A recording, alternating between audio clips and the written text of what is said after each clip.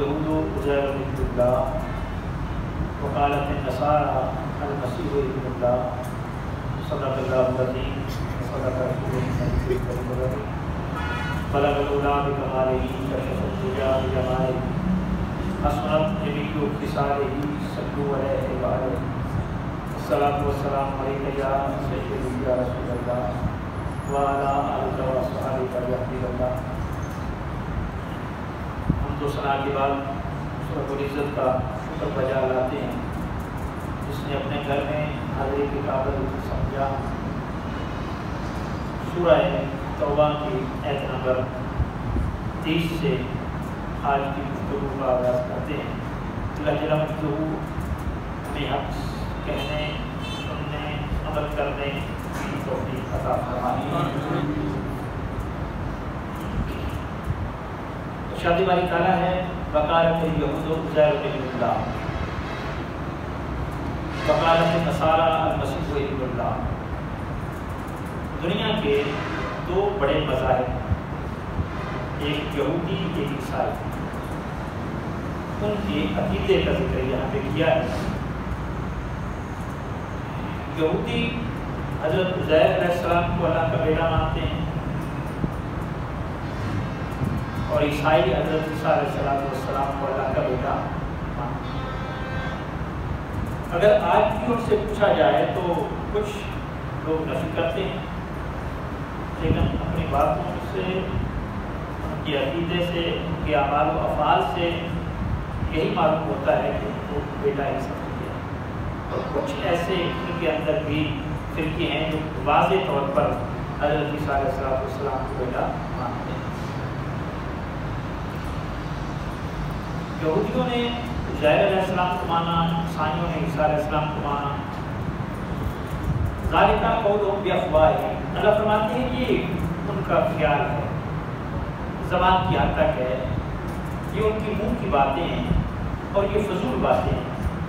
یعنی یہ حقیقت میں ایسا نہیں ہے. نہ عزیر اللہ کے بیٹے ہیں نہ عیسیٰ علیہ السلام اللہ کے بیٹے ہیں. یضاہرون قول الذین کفروا من قبل, یہ ان لوگوں کے قول سے مشابہت رکھتے ہیں جو ان سے پہلے کفر کرتے ہیں.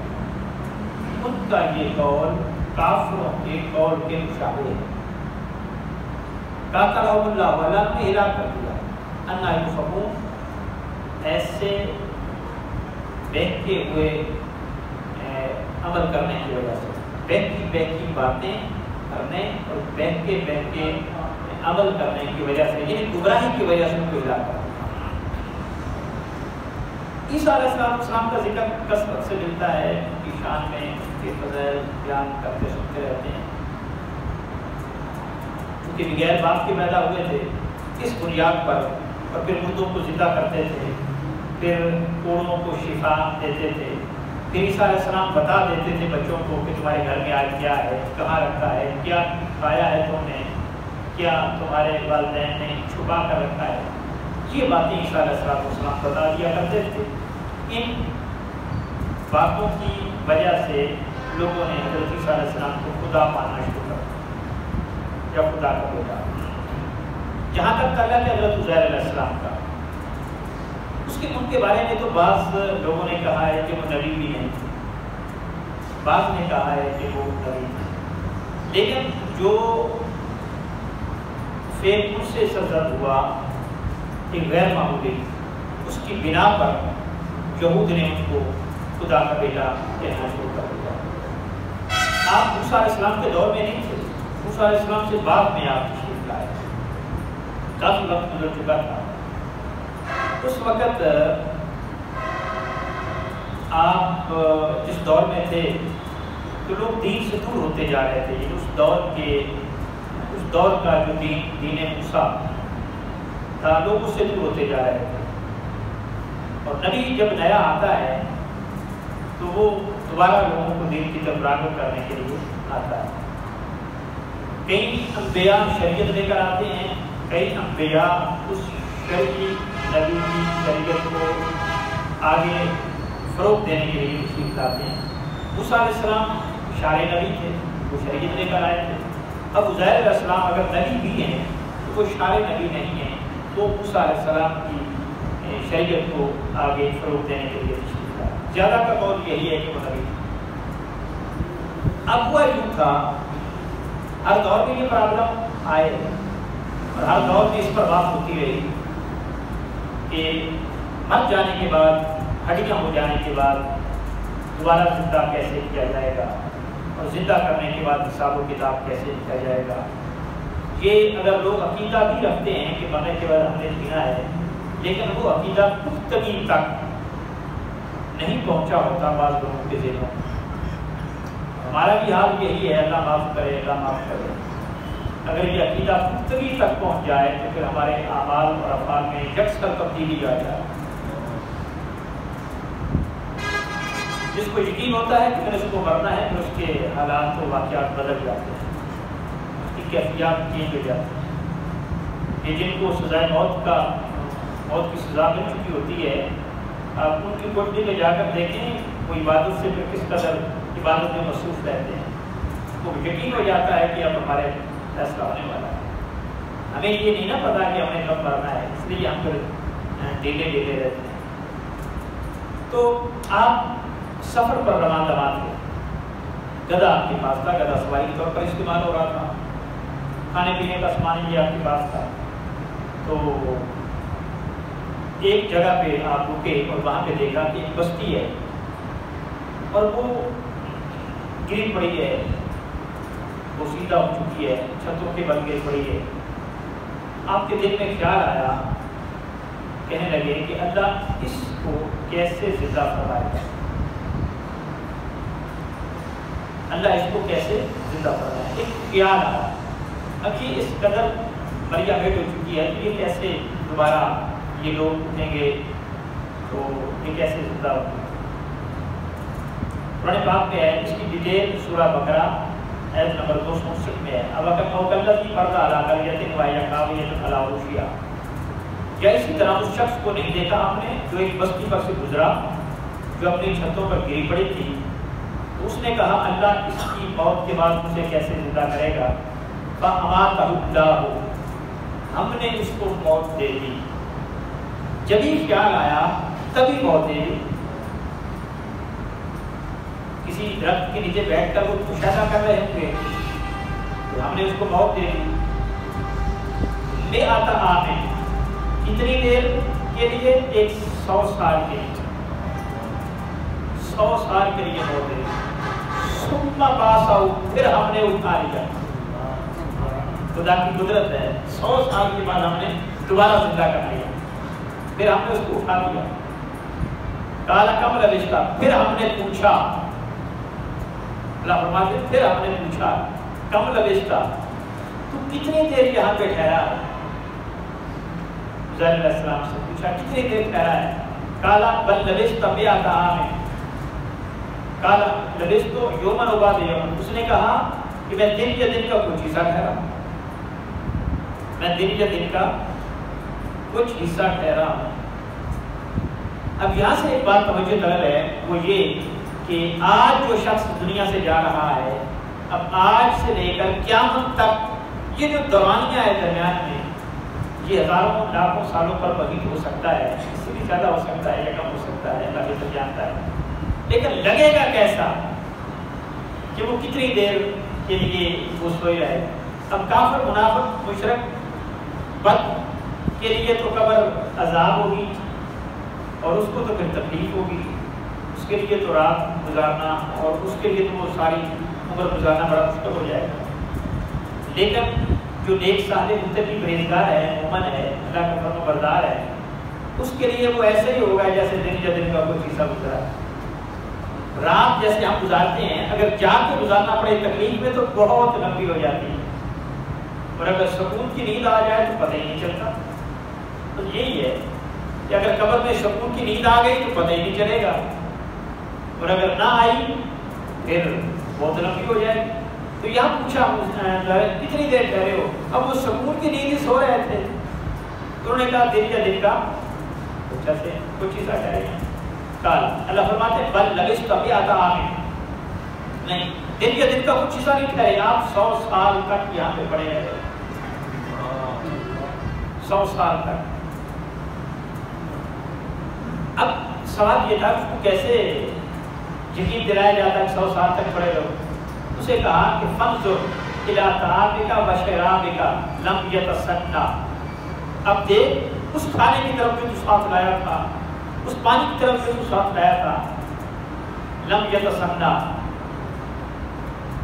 دیکھ ابھی تک وہ بھی باسی نہیں ہوئی, وہ باسی نہیں ہوئی. یعنی ہم نے ایسے ہی حالات پیدا کیے ہیں کہ تجھے احساس ہی نہ ہو کہ کتنے دیر کریں. لیکن منظور الہ حمارے کا, لیکن گدھے کی طرف دیکھ, بلے لج الگ آیت الناس. اب گدھا جو تھا جس کی ہڈیاں بھی سلامت نہیں رہی,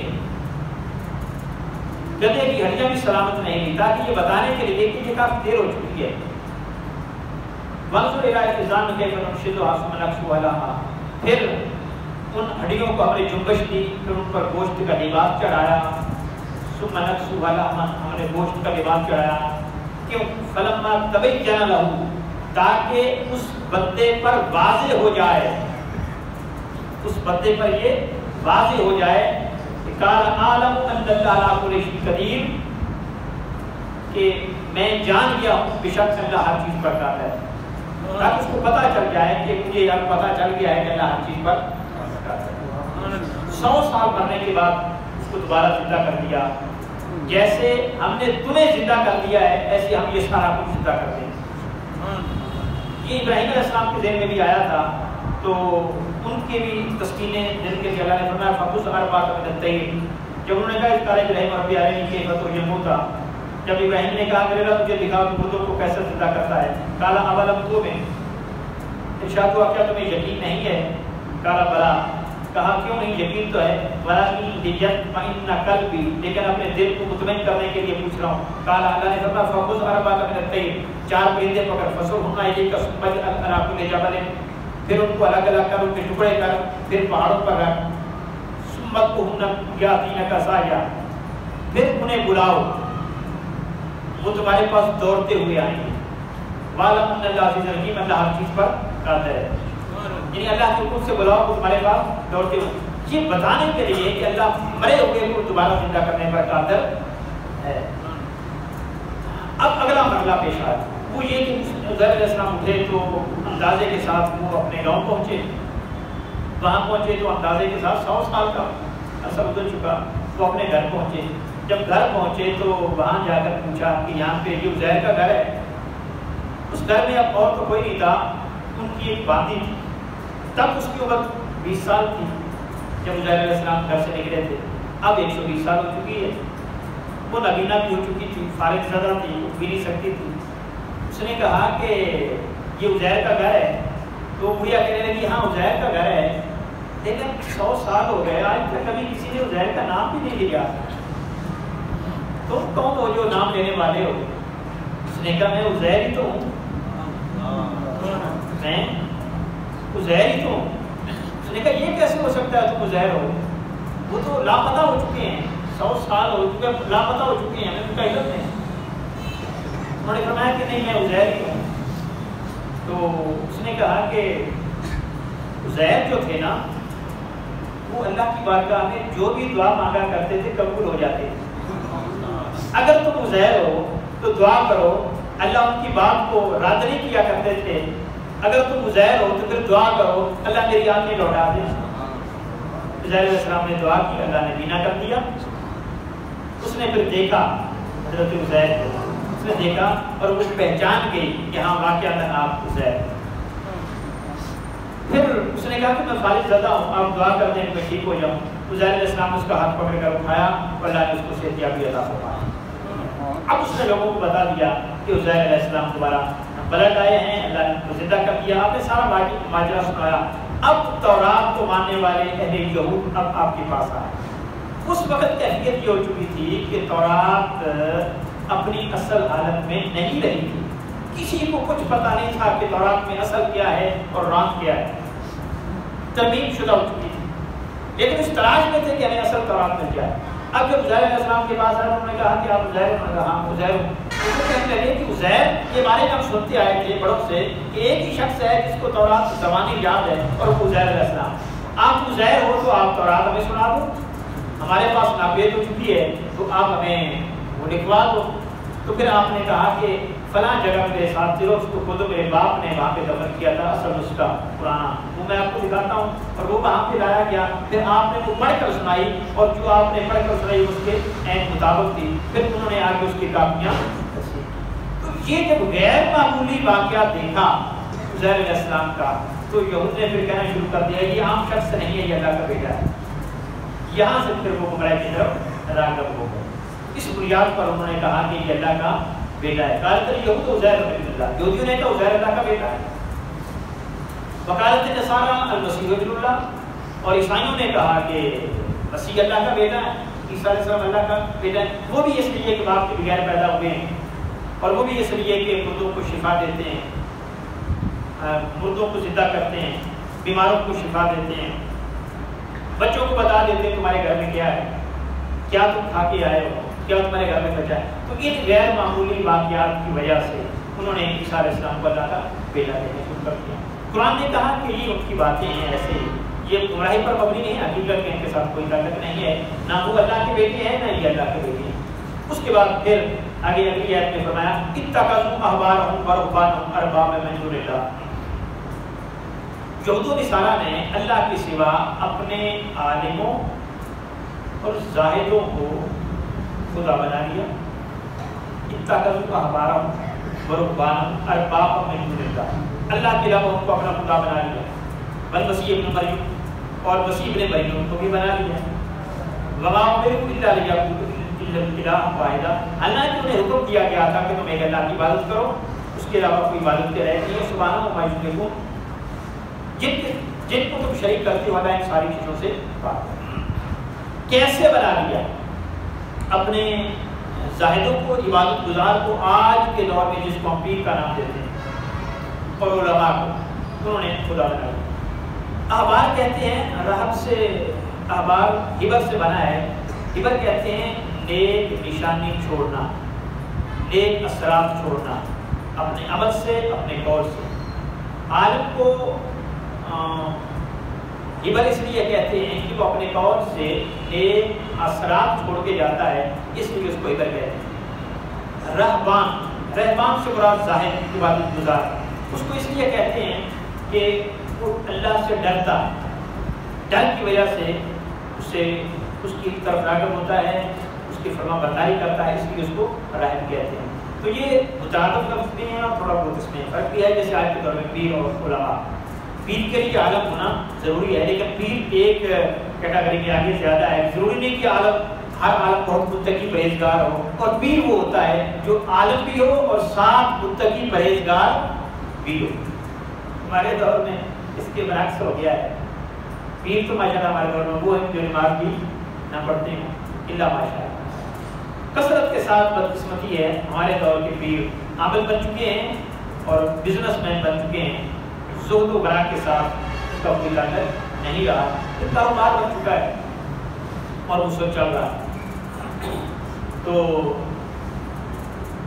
یا الذین آمنوا ان کثیرا من الاحبار, اب آگے دو ایسے چھوڑ کر آگے فرمایا اے ایمان والو کثیرا من الاحبار, بہت سے عالم ورہبان اور راہب لیأکلون اموال الناس بالباطل, ناجائز طریقے سے لوگوں سے پیسے وصول کرتے ہیں.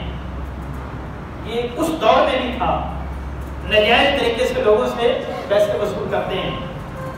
وَيَصُدُّونَ عَن سَبِيلِ اللَّهِ, اور ایک لحاظ سے حقیقت میں بظاہر تو اللہ کی طرف راغب کرتے ہیں, حقیقت میں اللہ کے دین سے روکتے ہیں, اللہ سے توکل کا خاتمہ کرتے ہیں, ناجائز طریقے سے پیسہ بٹورتے ہیں. اب علماء اور پیروں کا, زاہدین کا ناجائز طریقے سے پیسہ کمانے کا معنی کیا ہے؟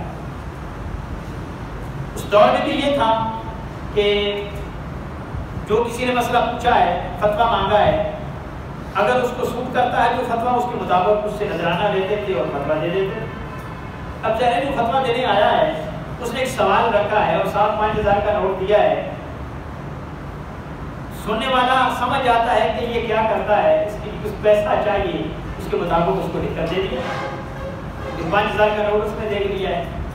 یہ معذرت کے ساتھ تب بھی چلتا تھا, معذرت کے ساتھ آج بھی چلتا ہے. بہت سارے فتاوی ایسے ہیں جو لوگوں کی خوشنودی کے لیے دیے جاتے ہیں، اگر نہیں تو حکومتی ملا جو ہیں، حکومتی ملا اور ان کے فتوے اور ان کے بیانات وہ کس حوالے سے آتے ہیں؟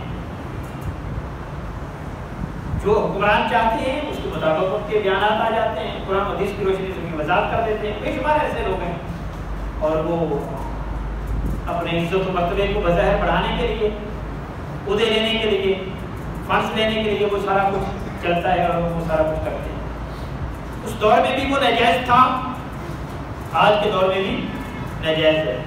غریبوں سے نذرانے لینے اور پھر کوٹھیوں کاروں بنگلوں میں رہنا یہ ناجائز مال ہے جس کا قرآن نے فرمایا ہے۔ یہ تب بھی جائز نہیں تھا، یہ آج بھی جائز۔ وہ کیا رامانے کا مرید کو تو میسر نہیں مٹی کا دیا، اگر پیر کا بجلی کے چراغوں سے ہے روشن۔ مرید کو تو آج سائیکل بھی میسر نہیں، اور اس کے بعد بڑی بڑی پراڈوس اور بڑی بڑی گاڑیاں ہیں۔ یہ کہاں سے آ گئی ہیں؟ کیسے نکلی جاتی ہیں؟ یہ زمرے میں نہیں آتا ہے کہ وہ ناجائز طریقے سے مال اکٹھا کرتے ہیں، لیکن جو حقیقت پر مبنی پیر تھے ان کے پاس تو ایسا کچھ نہیں۔ حضرت داتا کا امام شرح رحمہ آئے تھے، جب آئے تو دریا کے کنارے پہ ڈیرا لگایا، اور جب گئے تو وہ گدڑی تھی، کوئی جھونپڑی تھی، کوئی محل بنا کر تو وہاں نہیں رہے تھے۔ اور ان کی تاریخ، ان کی سیرت کا مطالعہ کر لیں، کشف المعدوم پڑھیں، ان کی سیرت میں کیا ملتا ہے؟ اللہ اور اس کے رسول کی دین کی طرف رغبت دلانا ہی ملتا ہے۔ ان کی تعلیمات یہ بابا نانا کا ظاہر ہے، کوئی ان کی یہاں پہ جائیداد تو نہیں نظر آ، کوئی مال وغیرہ تو نہیں، لیکن آج کے پیر اگر مریں گے تو یہ 100-200 سال تک ان کی باقیات محلوں کی صورت میں، گاڑیوں کی صورت میں، اولاد کی عیاشی کی صورت میں نظر آئے گی۔ لیکن جو بڑے پیر تھے ان کے کوئی ایسے نہیں تھے۔ تو یہ ناجائز ہے نذرانے وصول کرنا اور اپنے مال بنانا، کوٹیاں بنانا۔ ہاں اتنا ہے کہ اگر کسی نے نذرانہ دیا ہے اس کا مطلب یہ نہیں کہ اس کو سارا گھر میں ہڑپ کر لے۔ نذرانے جب شروع ہوئے تھے تو اس لیے ہوتے کہ اللہ کا نیک بندہ ہے، برگزیدہ بندہ ہے، یہ خود نہیں رکھے گا، یہ غریبوں کو جانتا ہے، جس کے پاس غریب غربا کے ان میں تقسیم کرے گا۔ اصل نذرانے کا فلسفہ یہ تھا۔ اور تاجدار کائنات کے پاس بھی نذرانے لے کر لوگ آتے تھے، ہدایہ لے کر آتے تھے، حضور گھر میں رکھتے تھے سارے کا سارا، تاجدار کائنات تقسیم کیا کرتے تھے۔ تو پیروں کو یہ نظر نہیں آتا کہ ہدایت کے ہدیے اور نذرانے گھر میں رکھنا سنت نہیں، غریبوں میں تقسیم کرنا سنت ہے، اور ان پر اس کا کوئی حق نہیں ہے، وہ غریبوں کا حق ہے۔ میرے آقا علیہ السلام کو تو رات نیند نہیں آتی تھی جب ایک بھی چیز گھر میں پڑی رہے، بلکہ ایک دفعہ ایسا ہوا تھا حضور مسجد میں آ گئے تو نماز پڑھا رہے تھے، پھر یاد آیا کہ ایک چیز گھر میں رہ گئی جس کو میں نے تقسیم نہیں کیا، تو آقا علیہ السلام گئے اور تقسیم کر کے واپس آئے۔ وہ نذرانہ تھا، اور نذرانے کا گھر میں رکھنا بھی جائز ہے، لیکن اتنا کس حد تک جائز ہے؟ ضرورت کی حد تک، عیاشی کی حد تک جائز نہیں ہے۔ تو یہ ایسا مال اور ایسے نذرانے جن سے ضروریات زندگی پوری ہو رہی ہیں وہ ناجائز نہیں ہے، یاد رکھ لیں۔ پیران عزام جو نذرانے دیتے ہیں اور لوگ ان کو دیتے ہیں، اگر تم کی ضروریات زندگی چل رہی ہے، زندگی کا سلسلہ چل رہا ہے، تو اتنا لینا اور اتنا گھر میں استعمال کرنا ناجائز نہیں ہے۔ لیکن آپ اس سے پھر آگے اشاعت شروع ہو جائے، عیاشیاں شروع ہو جائیں، کوٹیاں کاریں بن جائیں، اور پھر حق دلائیں کہ ہمارا حق ہے، بھائی خدا را یہ تمہارا حق نہیں ہے، یہ جو تمہارے پاس پہنچا ہے یہ غریبوں کا حق ہے۔ اب جو تم لاؤ گے تو یہ باطل طریقے سے مال اکٹھا کرنا ہے، اور اس کے بارے میں پوچھا جائے گا۔ اور پھر آگے فرمایا اس کے ساتھ ہی اس کا بتا دیا، والذین یکنزون الذھب والفضة، وہ علماء اور وہ پیر، وہ زاہد، وہ مال اکٹھا کرتے ہیں باطل طریقے سے، ناجائز طریقے سے مال اکٹھا کرتے ہیں، اور اللہ کے راستے میں گویا ایک لحاظ سے روکتے ہیں۔ والذین یکنزون الذھب والفضة، اور ذخیرہ کرتے ہیں مال و زر کو، سونے اور چاندی کو ذخیرہ کرتے ہیں، ولا ينفقونها فی سبیل اللہ، اور اس کو اللہ کے راستے میں خرچ نہیں کرتے۔ اب سمجھ آگے اس ہدیہ نذرانے کا استعمال کیا ہے؟ ہدیہ نذرانے کا استعمال ہے خرچ کرنا۔ فرمایا کہ اس کو ذخیرہ کرتے ہیں اور یہ سمجھتے ہیں کہ اس پر ہمارا حق ہے اور ہمارا رائٹ ہے، اور ہم بھی جو چاہیں اس پر کریں گے۔ تو فرمایا ولا ينفقونها، اس کو خرچ نہیں کرتے اللہ کے راستے میں، فبشرهم بعذاب الیم، ان کے لیے دردناک عذاب ہے، ان کے لیے دردناک عذاب ہے۔ یوم یحمى علیہ فی نار جہنم، اور یہ سونا اور چاندی اور مال دوزخ کی آگ میں تپایا جائے گا اس دن، فتقوی بها جباہہم، پھر اس دبے ہوئے بال سے ان کی پیشانیوں کو داغا جائے گا، جنوبہم ان کے پہلوؤں کو داغا جائے گا، وظہورہم ان کی پشتوں کو داغا جائے گا، اور کہا جائے گا ھذا ما کنزتم، یہ ہے تمہارا خزانہ، لأنفسکم جو تم اپنے لیے بچا کر رکھتے تھے، فذوقوا ما کنتم تکنزون، سو اب اس کا مزہ چکھو جو تم نے بچایا ہے۔ تو ایک ہی آیت ہے پہلے میں پیروں کا اور مولویوں کا ذکر کیا کہ نجائز طریقے سے مال اکٹھا کرتے ہیں، اور پھر ان کو بتایا کہ یہ نجائز طریقے سے اکٹھا کرو گے تو یہ تمہارے لیے جہنم کا ایندھن ہوگا۔ ہاں اس کا استعمال کیا ہے؟ ينفقون فی سبیل اللہ، اس کو اللہ کے راستے میں خرچ کرو۔ اب سمجھ آ گئی؟ لہٰذا یہاں پہ ہماری بھی ایک ذمہ داری بنتی ہے، ایسا بیم اور ایسا عمل کہ جس کے بارے میں ہمارے میں پتہ ہے، یقین ہے کہ یہ خرچ نہیں کرتا اللہ کے راستے میں استعمال کو، اور یہ اپنے ذات پر اور اپنے بچوں کے یاشی پر استعمال کر رہا ہے۔ اب کئی پیروں کے گھر میں تو کتے بہت زیادہ ہوتے ہیں، ان کو پالتے ہیں، گھوڑوں کو پالتے ہیں، بڑی بڑی گاڑیاں ہیں، اب ان کا جو ماہانہ خرچہ ہے وہ لاکھوں پر مبنی ہے، اور وہ کہاں سے پیسہ آتا ہے؟ نذرانوں کے صورت میں آتا ہے۔ بیچارہ غریب سارا دن مزدوری کرتا ہے، اور ہفتے کے بعد یا بعد میں جب جس دن موقع ملتا ہے وہ جاتا ہے، تو جمع پوری ہفتے کی وہ نذرانہ دے کر آ جاتا ہے۔ شرم نہیں آتی اس پیر کو، غریبوں کو تو دینا تھا اور تم لے رہے ہو، اور ایک ہی وجہ بتاتے ہیں کہ نذرانہ لینا سنت ہے، آقا رسول اللہ نے لیا۔ ظالم دین کی غلط تشریح کرتا ہے، آقا نے لیا ہے نذرانہ اور دینا سنت ہے، لیکن اس کا استعمال نہیں سمجھتے حضور نے کیا کیا؟ جو اس کا نذرانے کا استعمال کرے حضور نے کیا وہ سنت نظر نہیں آتی، جس لینا نظر آ گیا ہے۔ تو ایسا بھی اور ایسا عمل جس سے آپ کے نذرانے سے جو محل بناتا ہے، کوٹیاں کارے سارا، اب اس کو دینا جائز نہیں ہوگا، اس کو نذرانہ دینا جائز نہیں ہوگا۔ ہاں آج بھی اس کی اگر درگاہ ہے، خانقاہ ہے، وہاں پہ لنگر چل رہا ہے، لوگوں غریبوں کو مل رہا ہے، اس کی اپنی جائیداد نہیں بن رہی، پتہ چل جاتا ہے سب کسی کو، اپنا کچھ نہیں بن رہا، غریبوں میں بانٹا جا رہا ہے، غریبوں کو کھلایا جا رہا ہے، غریبوں کی دیکھ بھال کی جا رہی ہے، وہاں دینا جائز ہے، دیا جائے، لیکن جو اپنی ذات پر خرچ کرتے ہیں وہاں دینا جائز نہیں۔ تو یہ دردناک عذاب کی خوشخبری ہے۔ تو میں نے کہا کہ اگر ہمیں بھی کنفرم ہو جائے اور پھر ہم ان کو دیں تو پھر ہم بھی اس زمرے میں آئیں گے۔ اور اس کے بعد آگے فرمایا یریدون ان یطفئوا نور اللہ بافواہہم، وہ چاہتے ہیں کہ اللہ کا نور اپنے منہوں سے بجھا دے۔ یریدون، وہ چاہتے ہیں ان یطفئوا نور اللہ بافواہہم، اللہ کے نور کو بجھا دیں۔ اللہ کے نور سے مراد اللہ کا دین ہے، یعنی اللہ کے دین کا خاتمہ کر دیں، اپنی کوشش سے، اپنی سازش سے، اپنی دب و دو سے اللہ کے دین کا خاتمہ کر دیں۔ وَيَأْبَى اللَّهُ إِلَّا أَن يُتِمَّ نُورَهُ، مگر اللہ کو یہ پسند نہیں ہے کہ اپنے دین کا خاتمہ اس پہ کروائے۔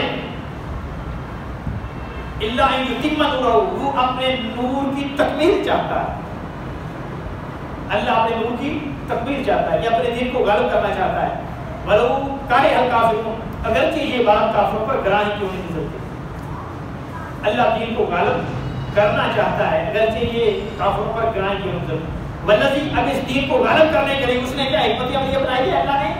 والذی ارسل رسولہ بالہدی، اللہ نے بھیجا ہے رسولوں کو ہدایت دے کر، ودین الحق کے، اور دین حق دے کر، لیظہرہ علی الدین کلہ، تاکہ وہ اس دین کو سارے ادیان باطلہ پر غالب کر دے۔ ولو کرہ المشرکون، اگرچہ یہ مشرکوں کو ناپسند کیوں نہ ہو، تو اللہ کے دین غلبے کو چاہتا ہے، اور اللہ چاہتا ہے میرا دین غالب ہو، اللہ کا نظام غالب ہو، اللہ کا دین غالب ہو، اللہ کی شریعت غالب ہو، یہ سارے ادیان مٹ جائیں اور سارے نظاموں کا خاتمہ ہو جائے، فقط اللہ اس کے ظلم کے نظام آ جائے، اللہ یہ چاہتا ہے۔ اب سوال یہ ہے کہ کیا اس کے لیے ہمیں کیا کرنا چاہیے، اور کیا آ گیا ہوا ہے اللہ کا دین؟ تو دیکھنے میں کہیں نظر نہیں آتا۔ اللہ کے دین کے بنیادی خد و خال آپ کہیں گے کہ کیسے نظر آئے گا؟ بنیادی خد و خال یہ ہے کہ وہ انصاف پر مبنی نظام ہو، مظلوم کو انصاف ملے، کسی کے ساتھ ظلم و زیادتی نہ ہو۔ اگر یہ ماحول پیدا ہو جائے پھر سب کیونکہ اللہ کا دین ہے۔ دوسرا، غربت کا خاتمہ ہو، زکوٰۃ کے نظام کو فعال کیا جائے، اور اگر زکوٰۃ کا نظام مکمل طور پر فعال ہو جائے تو کوئی غریب معاشرے میں نہیں رہے گا.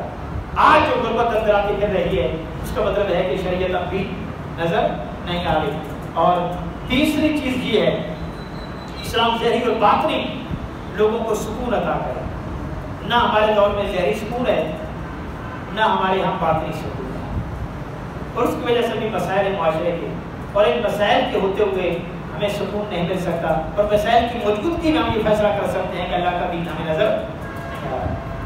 اب اس کے نفاذ کے لیے توبہ کرنا ہماری سب کی ذمہ داری ہے. اگر نہیں کریں گے تو اجتماعی گناہ ہوگا. اللہ انفرادی گناہوں کو معاف کر دیتا ہے لیکن اجتماعی گناہوں کو معاف نہیں کرتا. ہماری اس حوالے سے کوئی توبہ نہیں ہے, ہماری کوئی کوشش نہیں ہے, ہم اس کی طرف قدم بھی بڑھانے کے لیے تیار نہیں ہے. بدقسمتی یہ ہے کہ 200 کے قریب ممالک ہیں. پاکستان عدل و انصاف کے معاملے میں 121ویں نمبر پر ہے, عدل کے معاملے میں 121ویں نمبر پر ہے. ٹوٹل جو پیور اسلامی نظریات پر مبنی ہے, اسلام پر مبنی ملک بنا ہے, وہ بھی عدل و انصاف کے حوالے سے بہت پیچھے ہے. اور غربت اور اقتصادی حوالے سے, معاشی حوالے سے پاکستان 127ویں نمبر پر ہے دنیا میں. اور جس نے کنٹرول کرنا تھا, قانون کا نفاذ کرنا تھا, پولیس, اس کے حوالے سے ہمارا پاکستان معاشرہ 124ویں نمبر پر ہے. تو کہیں بھی کچھ بہتری کے آثار نظر نہیں آ رہے. تو آپ نے یہ آزما لیا ہے, صرف اس چیز کو آزمانے کی ضرورت ہے کہ اسلام کو آگے لایا جائے اور اسلام کو اپنایا جائے, اسلام کی ڈیمانڈ کی جائے. جو جماعتیں, جو تحریکیں اسلام کا نام دیتی ہیں, تو ہمارا ایک پورا ایک ماحول بن چکا ہے, مائنڈ بن چکا ہے, مائنڈ سیٹ ہو چکا ہے کہ جو جماعت اسلام کا نام لیتی ہے ہم ان کو مسترد کر دیتے ہیں, کیونکہ ہم پریکٹیکلی اسلام نہیں چاہتے. اور اگر کوئی پوچھے کہ کیوں, کہیں کہ انہوں نے کون سا اسلام لانا ہے, بھائی آزماؤ تو صحیح. جن کو آزمائے رہے ہو, جن کو لائے ہو, ان کے بارے میں تمہارا یقین ہے کہ یہ لائیں گے؟ جب یہ پوچھا جائے کہتے ہیں نہیں. پھر جو نام لیتے ہیں ان کو لے آؤ, ایک دو ہم آئیں گے, نہیں آئیں گے تو یہ بھی جہنم میں جائیں گے, گھر جائیں گے. تو جو اسلام کا نام ہی نہیں لیتا اس کو پھر آزمانے کی کیا ضرورت ہے؟ ہاں جو نام لیتے ہیں ان کو لاؤ, دیکھو پرکھو کیسے کیا کرتے ہیں. کوشش ہونی چاہیے, آپ جب بھی ووٹ دیں آپ کی نظر اور آپ کی نیت ہونی چاہیے کہ میں انصاف کے لیے دے رہا ہوں, میں چاہتا ہوں یہ انصاف کرے, میں چاہتا ہوں یہ اللہ اس کے رسول کے نظام پر ہے. پھر آگے وہ نہیں لاتا تو اس کی مرضی ہے, آپ بری ذمہ ہو جائیں گے. دعا ہے اللہ جل مجدہ عمل کی توفیق عطا فرمائے.